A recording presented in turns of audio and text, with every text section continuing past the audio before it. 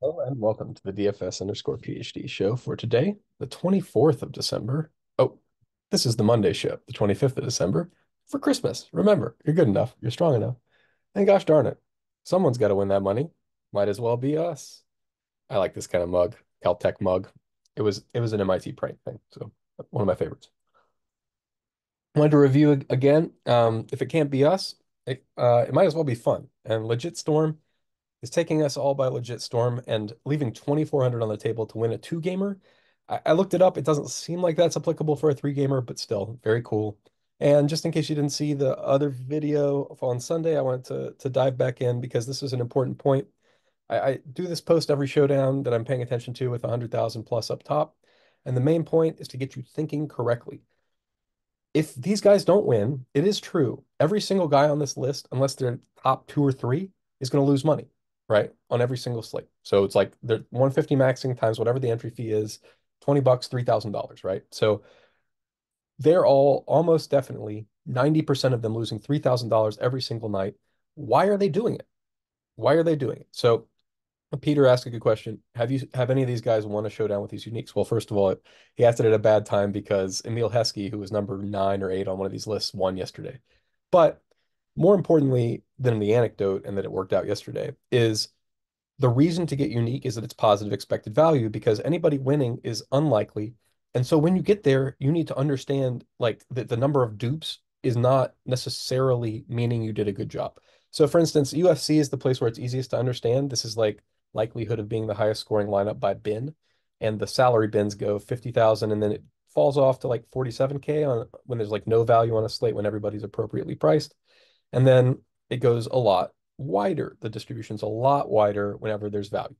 And so my point is on slates where we have value, we need to be here, right? This is where all of the value is because sure, if you used full salary, you'd have a slightly marginally better chance of winning, but it's not that much. It's like double what you get leaving $5,000 on the table. And that's just so shocking to me. Like, and the number of dupes, how's that going to differ? Well, up here, you're going to have hundreds of dupes, and here you're going to be fully unique at half the odds. So it's a 50x expected value to play down here versus up here on this kind of slate. Now, granted, if you play that way on the other kind of slate down here, you have, that's why I'm giving you optimal salary range. When I'm saying optimal salary range, I mean, where are we in the long tail of winning lineups, but not in the long tail of duped lineups, right? So that's just, I wanted to make sure everybody understands when you do this unique thing, you are going to lose almost all of your money almost all the time. The point is, it's still positive expected value because the thing you're doing for the rare circumstance is much more positive expected value. So as long as you're not playing too far away, some of these do get to zero or like almost zero, way, way down there, like that. Yeah, it's a way to get different. And it did win that guy money yesterday, although didn't work. So we had an exact 3 game copy last Saturday.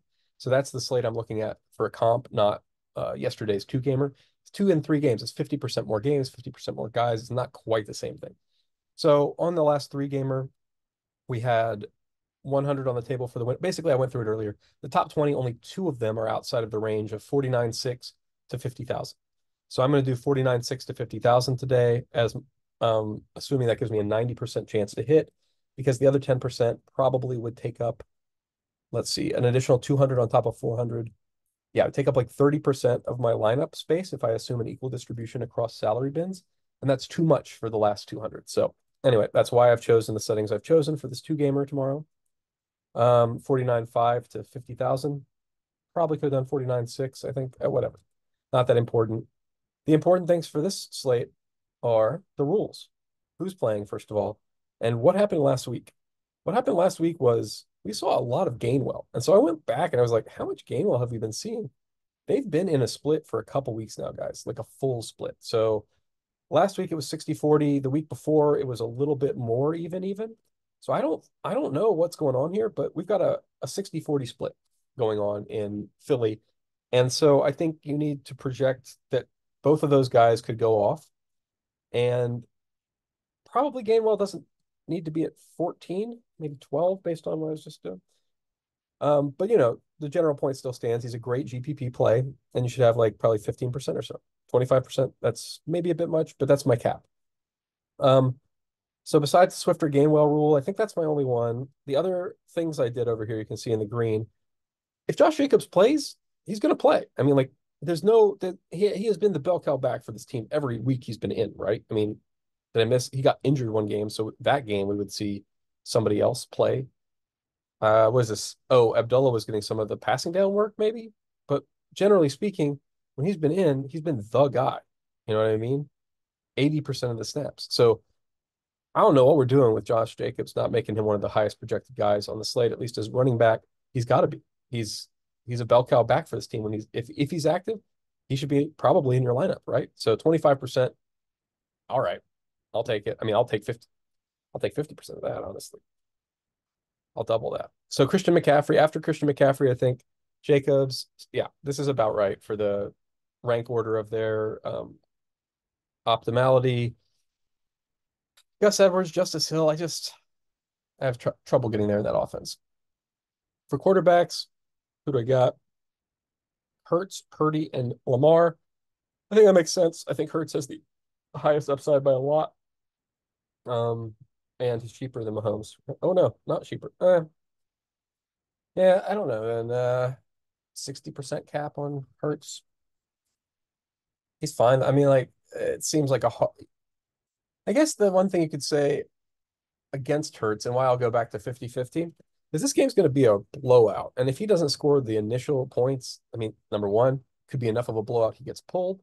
Number two, he ain't going to be passing. He's going to be handing it off to, I mean, probably Gainwell, right? Like some garbage. They're not going to try to risk anybody who they want to play in the playoffs, right? So that's why I think I don't know how much Hurts I want actually. Now that I'm thinking about it, what's the odds this game stays even remotely close and that Hurts or that Hurts passes for all of the touchdowns or rushes for touchdowns prior to it being a blowout?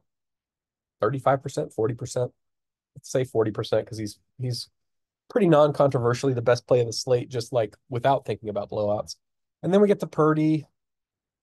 I don't want to get to more Purdy than Mahomes. Yeah, Purdy and Mahomes toss up. That's fine. That's fine. Maybe give me a little bit more Lamar and a complete toss up between Purdy and Mahomes. Complete toss up, I said, but I also did not. I didn't let the computer know. You gotta let the computer know what you're saying. There we go. That's about right. Running back, I think I already talked about because I talked about McCaffrey. Yeah. Swift and Gainwell. That's the only rule right now. Wide receiver, haven't even looked at this yet. Rashee Rice, OBJ. Sure. Yeah, OBJ's looking real good last week, and it seemed like Lamar's finding a little bit of a rhythm with him. Wandale, 50. Justin Watson. Okay, and then in the flex spot, kept this pretty tight because we only have a few options really. Oh, yes, yes, yes. This was the other big change I made for the projections. Isaiah Likely was projected for garbage points. I don't I don't know who's doing this. I saw this from Dvorak last week, so I'll pull it up. Every week that he's been so what's this guy's Dvorak? So what was it? He said it was can I not search his tweets somehow? It was last week, so if I can't search his tweets. He said something about basically how likely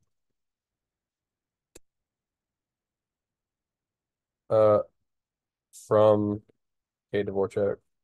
I don't even remember what his anyway. He basically pointed out that every single week for multiple years now that Mark Andrews has not been